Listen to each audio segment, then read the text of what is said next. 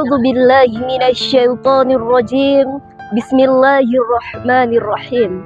Alhamdulillahirabbil alamin alladzi ja'ala fil islamil hanifil huda wan nur. Asyhadu an la ilaha illallah wa asyhadu anna Muhammadan 'abduhu wa rasuluhu la nabiyya ba'dah. Pertama-tama dan yang paling utama, marilah kita panjatkan puja dan puji syukur kita kehadirat Allah Subhanahu wa Ta'ala. Dialah Allah yang telah menurunkan ketenangan ke dalam hati orang-orang mukmin dan yang tak henti-hentinya memberikan kita berbagai macam kenikmatannya. Salawat serta salam semoga tetap tercurahkan kepada baginda kita yang mendapatkan julukan the best of the best people, yakni baginda Nabiullah Muhammad sallallahu alaihi wasallam. Allahumma salli ala sayyidina Muhammad. Ma'asyiral muslimin wal muslimat rahimakumullah. Pada kesempatan kali ini kita akan membahas satu tema yang paling penting dan relevan dalam kehidupan kita, yakni menjauhkan diri dari budaya konsumtif dengan melek keuangan syariah. Budaya konsumtif merupakan gaya hidup yang menjerumuskan, di mana di zaman sekarang ini masih banyak orang yang membeli sesuatu bukan karena kebutuhannya, melainkan ingin hidup mewah dan mengikuti tren. Bahkan banyak di antara mereka yang rela berhutang demi gaya hidup. Padahal Rasulullah Shallallahu Alaihi Wasallam mengatakan dalam sabdanya, barang siapa yang mengambil harta orang lain dengan niat ingin membayarnya, maka Allah akan membantu membayarkannya. Namun barang siapa yang mengambilnya dengan niat ingin menghabiskannya, maka Allah akan membinasakannya. Hadis riwayat Bukhari. Hadis tersebut mengingatkan kita agar kita tidak boros dan tidak berhutang demi keinginan sesaat. Saudara-saudara sekalian dimanapun berada yang insya Allah dimuliakan oleh Allah Subhanahu wa Ta'ala, melek keuangan syariah merupakan kunci hidup yang berkecukupan, di mana Islam mengajarkan kita untuk mengelola harta dengan bijak melalui keuangan syariah, yang dimana prinsip-prinsipnya sebagai berikut. Yang pertama adalah menjauhi riba dan hutang konsumtif.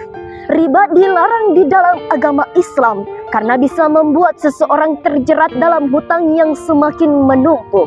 Hutang hanya boleh diambil jika benar-benar mendesak, bukan karena memenuhi gaya hidup. Yang kedua adalah membedakan antara keinginan dan kebutuhan. Allah Subhanahu wa Ta'ala mengatakan dalam firman-Nya dalam Quran surah Al-Isra ayat 27. A'udzu billahi minasyaitonir rajim. Innal mubazzirina kanu ikhwanasy syayatin wa kana asyaitanu lirabbih kafura. Sesungguhnya orang-orang boros itu adalah saudara-saudara syaitan, dan syaitan sangatlah ingkar kepada Tuhannya. Shadaqallahul adzim. Ayat tersebut menjelaskan bahwasanya kita harus membedakan antara keinginan dan kebutuhan agar kita terhindar dari gaya hidup boros.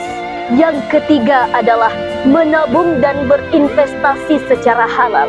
Kita bisa menggunakan sistem keuangan syariah seperti tabungan dan investasi halal agar harta kita berkembang dengan berkah.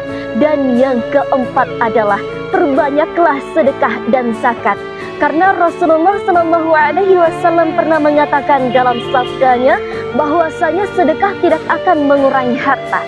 Hadis riwayat Muslim. Dengan berbagi antar sesama, kita tidak hanya akan memperoleh keberkahan, melainkan menjauhkan diri kita dari sifat konsumtif yang hanya memikirkan diri sendiri. Ma'asyiral muslimin wal muslimat rahimakumullah.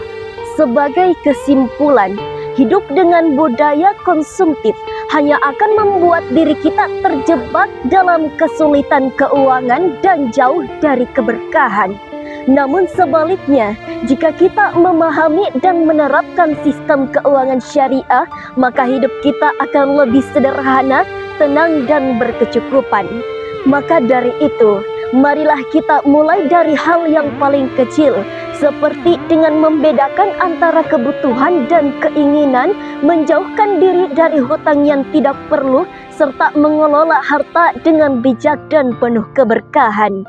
Dengan begitu, kita tidak hanya akan selamat di dunia, melainkan kita juga akan memperoleh pahala di akhirat kelak.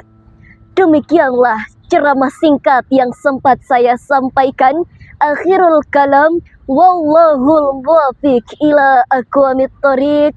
Wassalamu alaikum warahmatullahi wabarakatuh.